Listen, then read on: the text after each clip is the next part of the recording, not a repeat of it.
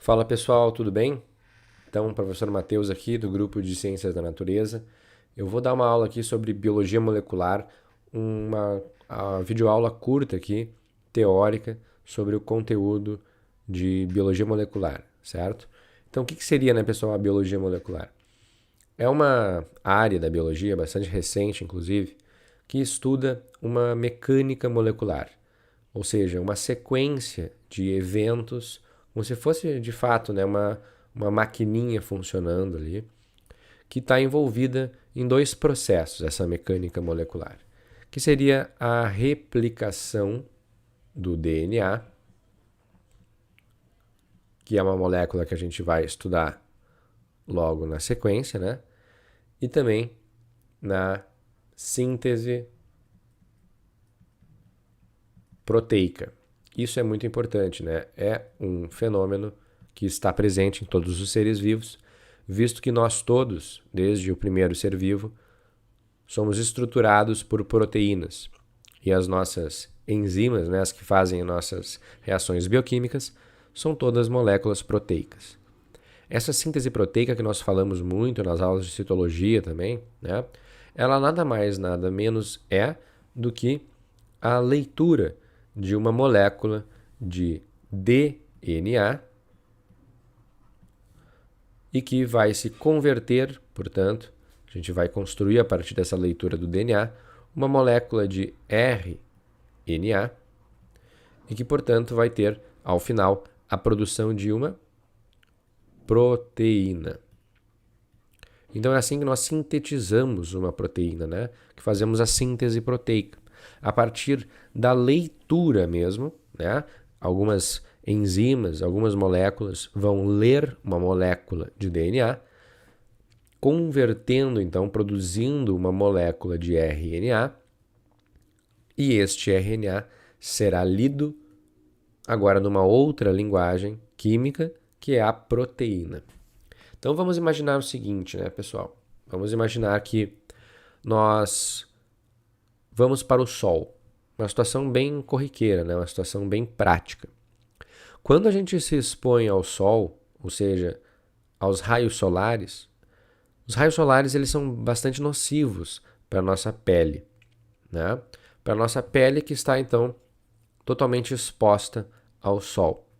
Porque essa radiação ultravioleta, ela pode causar vários danos celulares, inclusive ela pode causar danos dentro do nosso núcleo celular, que é onde está o nosso DNA. Nosso DNA, então, que contém as nossas informações genéticas, né, está, portanto, agora sob perigo desses raios solares, dessa radiação ultravioleta que está nos raios solares. Como que o nosso corpo consegue, então, se defender, né, desses raios solares? A partir de uma proteína chamada melanina, que é o pigmento da nossa pele, né? Então, é claro, pessoas com mais melanina estão bem mais protegidas do sol, dos danos nocivos do sol, do que as pessoas que têm menos melanina. Isso é muito importante, né? Porque, de fato, a gente tem uma produção de melanina de acordo com com a exposição solar a que estamos sujeitos.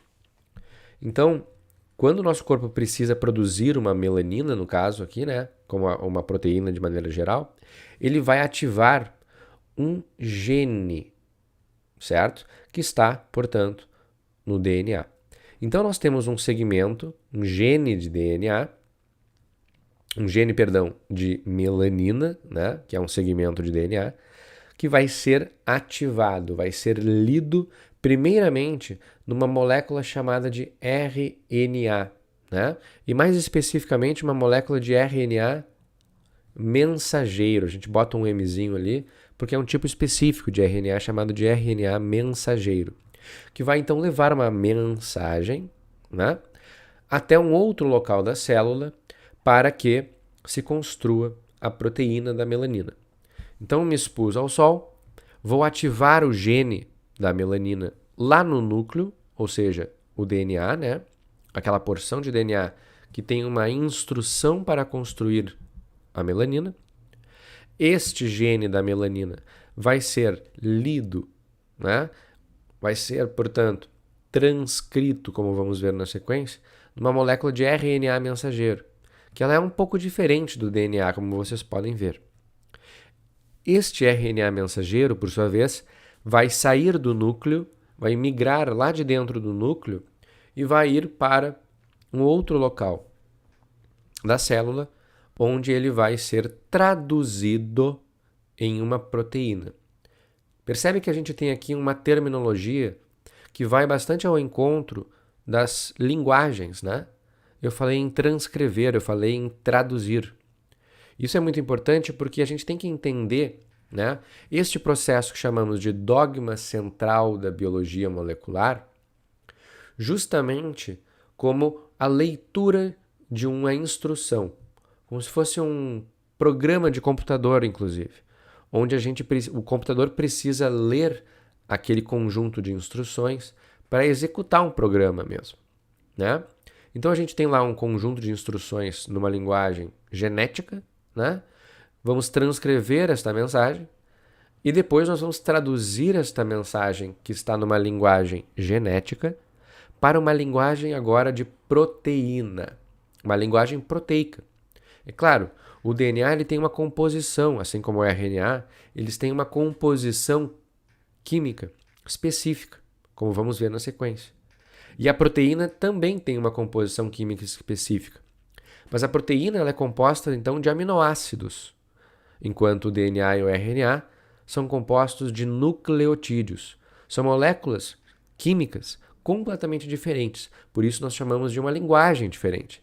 E por isso é importante haver uma tradução de uma linguagem de ácido nucleico, de nucleotídeo, para a linguagem de aminoácido, de proteína. Perfeito? Bom, a esse processo, que a gente dá o nome de dogma central da biologia molecular, e a gente chama de dogma porque é algo que não muda, né? A gente não tem como mudar este processo. Não é algo que a gente não pode mudar cientificamente falando. A gente pode, inclusive, descobrir que existe uma outra maneira de sintetizar proteínas. Não é sobre este dogma que nós estamos dizendo. Dogma seria que é a base, o fundamento da biologia, a leitura de um gene para produzir uma proteína.